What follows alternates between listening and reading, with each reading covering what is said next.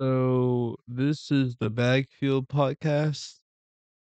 This is the video. It said J. Cole turned him down 3 times. Basically, if you don't know who this is, it's Domani, his T.I. son. And so basically, he said that not T.I. He said that J. Cole denied him 3 times. He was trying to work with J. Cole, and I'm not gonna lie. I mean, I heard the diss, but I never really heard his music like that. I know more so like King songs, but want to see why J. Cole didn't want to work with him. I know who J. Cole is. Met I J. know Cole. who T.I. is. I just seen the video. I don't know if it's an older video. It looks like it's current. I met Cole at what he had. The first time I met Cole was actually at an Outkast. It was at a Coachella Outkast concert. Mm. Boom, we dapped up. I wasn't into his music like that, but I knew he was a rapper. The first time we really like exchanged information and we understood that we was two artists in front of each other was when he had his Dreamville Writers Camp at Tree Signs in Atlanta. I pulled up. I kept trying to. This is a school week too, so I'm not supposed to be out late. I'm staying out late. I'm But you goddamn. going for the music, Yeah, man. for sure. And I'm just trying to run him down and trying to play him some music. And at the time, he was like, not right now, not right now. But I'm not seeing it's so much going on. It's a big studio. It's like 200 artists. Um,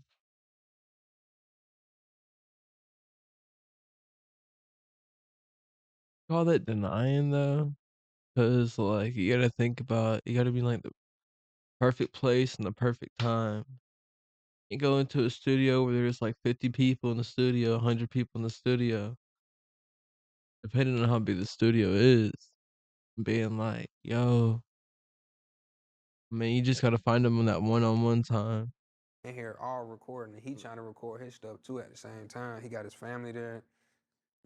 I'm not taking in consideration all that stuff that he got going on. So I'm just thinking he just keep brushing me off. Come tomorrow, come tomorrow. I'm like, man, you don't even know. Every time I come up here, I'm getting in trouble. But but I ended up coming back. I'm like, man, you know what? This man just keep turning me down.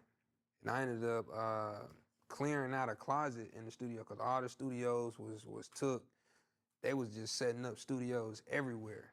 Like even like in the kitchen, just recording everywhere in that room. So I ended up clearing out a kitchen, not a kitchen, a closet, and I recorded some stuff. And I said, yeah, Cole turned me down 3 times. I said something about that, and I put. Right, so like I'm not sure if they'll ever see this video back fuel, but if you do, this mic right there, crisp, is fire. Um, no, the guy who just talked, will get his mic fixed. 'Cause I had no idea what he was saying. Played it for him. He was like, "Yeah, this junk fire," but nah, bro, I wasn't turning you down, and that goes back to me I would bring the mic closer in because I had no idea what he was saying. always being that artist to express myself and say what's on my chest, regardless of how I think someone is gonna feel about it. I never been that person, and I say exactly what I feel, Mm. and I feel like I feel like that's healthy. You know what I'm saying? Cause from that interaction, we built a relationship. Mm. That makes sense too because like okay, him being an artist, he don't want to be known as like T.I.'s son. Like yes, it's a T.I.'s son, yes, but we want to be known as I don't know what his artist name is, but like don't want to be known as T.I.'s son. You know what I mean? I mean, this is gonna go a lot farther. People gonna treat you a lot different and more like an actual artist if like they see you trying to do it on your own. Mm-hmm. and we understood each other. We exchanged information. Bro told me take his number down. I ain't even. I'm not even. I'm like, what? All right, boom. Take his number down, and now we cool. When he in Atlanta, I see him. When I'm out there, I see him. Mm-hmm. So that's how we met and built the relationship. Imagine being able to All right. Imagine listening to an ad. Imagine. Anyways, what is your idea on the video so far? Are y'all rocking with it? Because I know I definitely am. Um, let's get back into it. To take that relationship. But people think relationships be built. Like, okay, for example, the only thing I would change about like the audio right here is like I would add some type of noise reducer As soon because you're picking up that fan in the back. as I meet you today, we locked in tomorrow. Yeah. Well, I got your number. People don't understand it take a little time to build a relationship. Right. You know? I don't remember. Uh, I want to take a guess. Dang, I want to take a guess and say that was probably 2018 See? up until now. We Whatever. 20 years. It's about 8 years. That's 8 years. That's what I'm saying. And because you mentioned something which is interesting. You know, we know who your father is, and you said you was getting in trouble going there because it's a school night. Was it him or your mom's or Both. It was both of them. interest about the J Cole? Yeah, about being out late. Studio? Yep, 100%. Cause they knew the studio was something that I loved, and if I was slacking in school, not passing classes, like no studio and school first, That regardless. makes sense. It's like So- basketball. Right. No, So if they like it's a school day, staying out late cannot help you in school. So don't stay out late. You need some rest. Yeah, this level. He's not just like the total. But Yeah, I had to fight through that though. I agree with that, but I don't agree with that because like I feel like depends obviously. If you're in like middle school, I'm not gonna say like stay up all night. Like when I was in high school, I stayed up all night cracking out that's probably not the best word for that. But when I was in school, what would I do? Sleep every class. I come home, get all my work together, stay up all night. I didn't smoke or nothing. I didn't like, probably get like some food. I might eat dinner. I might watch YouTube. And I'll keep all my work and I knock all that shit down. Like 1, maybe 2 in the morning, 12 o'clock. Go to sleep. Wake up 6, 7 o'clock. Go to school. Same shit. Sleep every class. Go home. Knock all my classwork down. But I mean, I had decent grades. But knowing I can go home, watch some YouTube, and knock out all my classwork gave me an incentive to do it at home instead of like see, what I would do when I was in school is I would get, like, all my missing assignments, and I would knock all those out in, like, 1 weekend. So, my, grades weren't that bad. Cause I didn't understand it. Once I dove into music so much and I started realizing like, yo, if I pour into this, it's gonna pour back into me so much. Oh, I, that I, makes I was sense. confused. I'm like, this school, I don't feel like we gonna need this. But I was But some people don't. I feel like school was meant so you'd be able to sit in one place for 8 hours, so that way you can go get a factory job and do what you're told to do, and don't go against it, and don't ask no questions, and just, like, you're stuck. That's how I seen it. 'Cause, like, when you're in school, you have to sit in one chair, do all your classwork, you can't get on your phone, you can't talk to nobody, you can't discuss answers with your teammates, with your classmates. All that to me is just messes with your brain because I got my first job at 16 at McDonald's, and I was talking to my teammates and my coworkers. It was so weird for me because school, you're taught to do everything like yourself independently. It was just a big change. That job didn't last a lot neither. That job only lasted like a month. It's wrong. Let me ask you your thought process. Being that you know your father was a wild dude when he was younger. It's documented. How do you deal with when he telling you to try to do the right thing, the political daddy thing? And you know, when he was younger, he wasn't even thinking about this thing. Because he got put on at early age too. Like 19-ish? Yeah. I feel like I always knew that he was saying what a parent's supposed to say. Mm. But And we grew up differently, 100%. So it's like I couldn't even say that. got you. Why you ain't do? Okay, well, son, I grew up without a father. I grew up in this environment. I didn't have this. You got everything. Okay, enough said.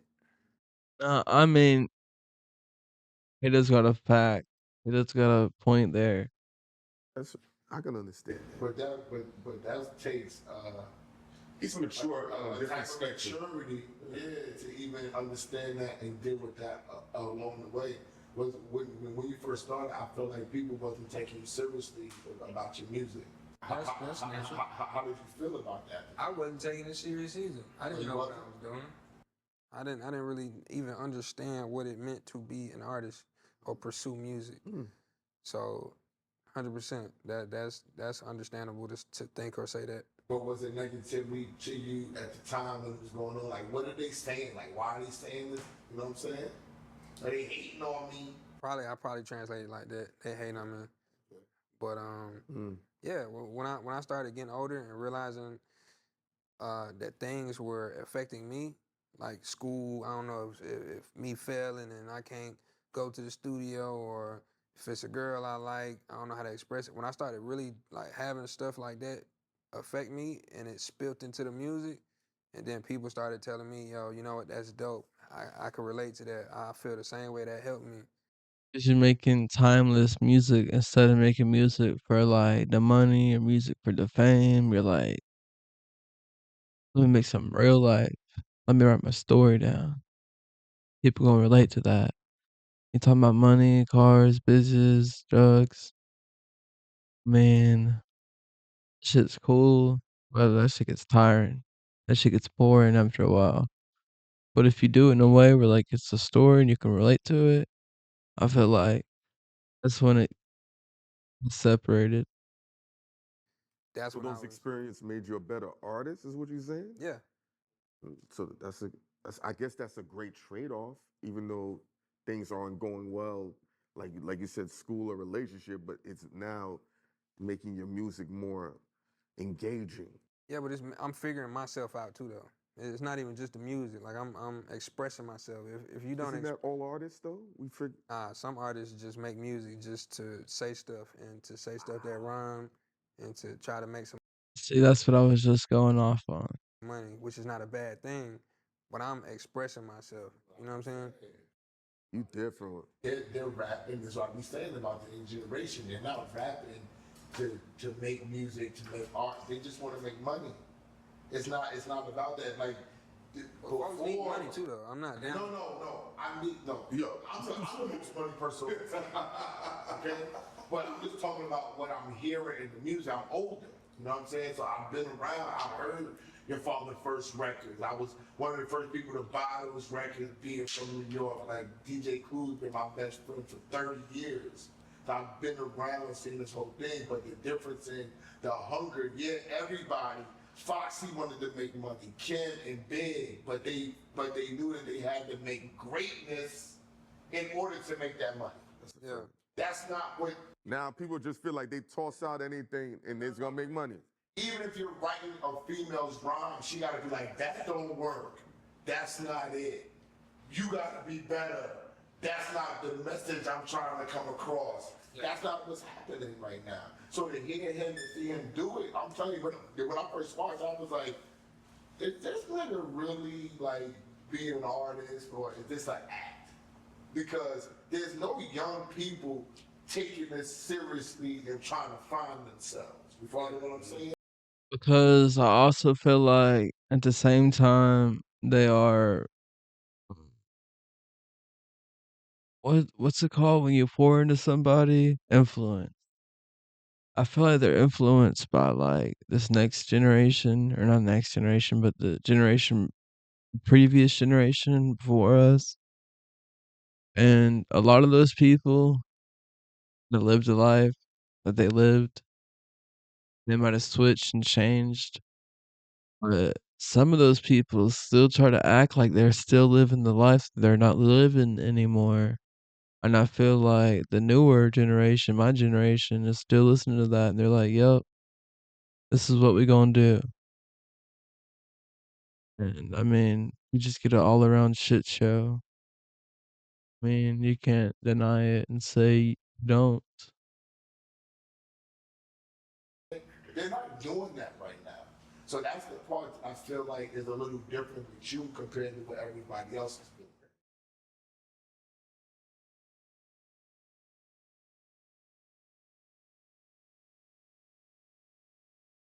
Yeah, that's the Back to a podcast. Honestly, I didn't think it was gonna go like that. I thought at first, definitely he was gonna feel like he was, brushing him off. Then kind of starting to realize, and it made more sense in the long run. Like he wasn't trying to necessarily push him away. It was just like, let's build a relationship before we just jump into this music. That way, not just short term, it's a relationship. It's long term. There's longevity in it.